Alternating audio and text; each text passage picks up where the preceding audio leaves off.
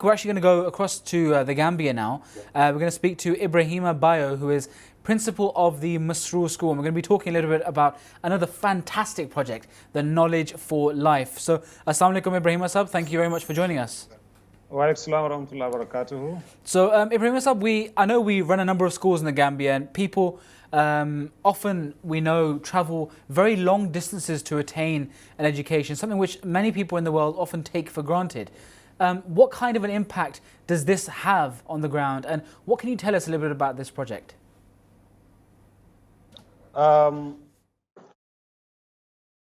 Humanity First has contributed significantly in helping Gambia achieve its educational goals.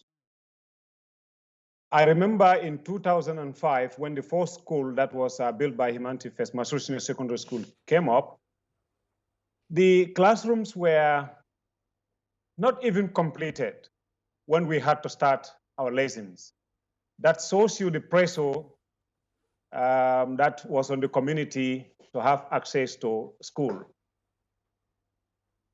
In 2005, the whole of that community where Masroor Senior Secondary School currently is has no high school, or senior school as we call them here.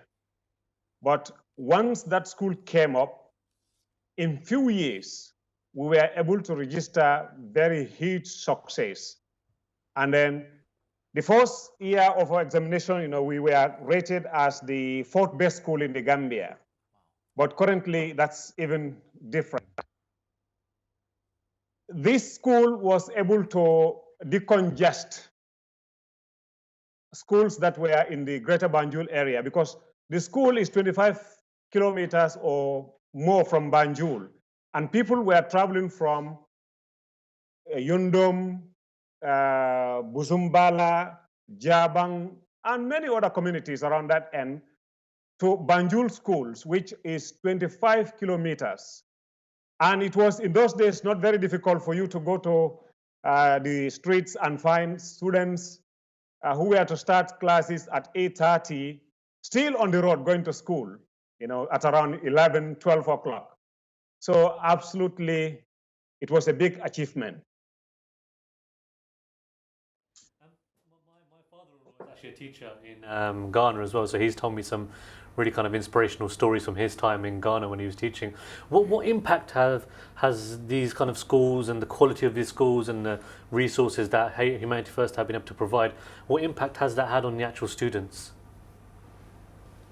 Yeah, for example, a child that is coming from a very humble family, if had to travel for 25 kilometers or more to get to school, absolutely, a lot of dropouts can happen. And then, as I have told you at the beginning of the conversation, when the school was established, the Minister of Education had this to say, that this was a God-sent idea for Humanity First to come and build a school in that community where it was most needed. So the construction of the school at that point was able to facilitate children moving to from the community to come and have their classes, return to their houses. And so all the problems that are related to with traveling and exposure of girls and boys to dangers that can happen on the streets have been eliminated. So absolutely, it was a wonderful project, to such an extent that the minister had to say that this was a God-sent idea for Humanity First to come and build a school in this community. Wow, that's quite amazing, especially to know that on such a large and high level, the Ahmadiyya Muslim community is being recognized, and the work of Humanity First is being recognized for the work that it's doing for the people around the Gambia. Now, one fact that came across my desk, which was quite interesting, I wanted to know your opinion about it as well, is that in a country of 2 million people, I'm told here that in 2 IT centers which are established by the community, we have seen more than 34,000 students graduate. That seems like a huge proportion. Yeah, absolutely. The IT center, Humanity First, I will give you to one of my colleagues. is one of the best in the country.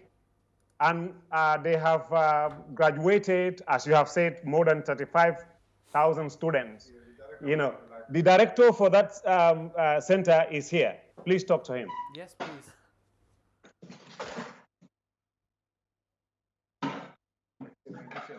Hello, my name is Momodou Jawo. I serve as our Knowledge for Life Director. Yeah, so we're talking about the IT centers in the Gambia, and we hear much praise internationally about these two fantastic centers. Could you tell us a little bit more about what they are, who they educate, and what kind of impact it's had on people's lives? Absolutely. The IT Center has, over the years since inception, have trained about 30,000 Gambian youths in programs such as certificate, diploma programs, and advanced diplomas, networking, etc. But what is important to also note is that as of 2013, according to Gambia's population census, we have 60% of the Gambia's population as youth. And so most of these people finish their grade 12. They're in between high school and college, and they need some sort of skills, particularly in the area of ICT, to increase their employability. So in this case, the IT Center has been very, very useful. And it is also important to note that the government workforce has benefited immensely from this IT Center, particularly the security sector. The police, the soldiers have been sent by the government of the Gambia in many occasions, paying for their fees and get themselves qualified. And these people are today found in the State House at the Gambia's only airport, that is the Yundum International Airport, and the like. So, and the IT Center, the reason why we keep saying it is the best, not only in quality, but also the fees are quite smaller compared to other IT institutes in the Gambia.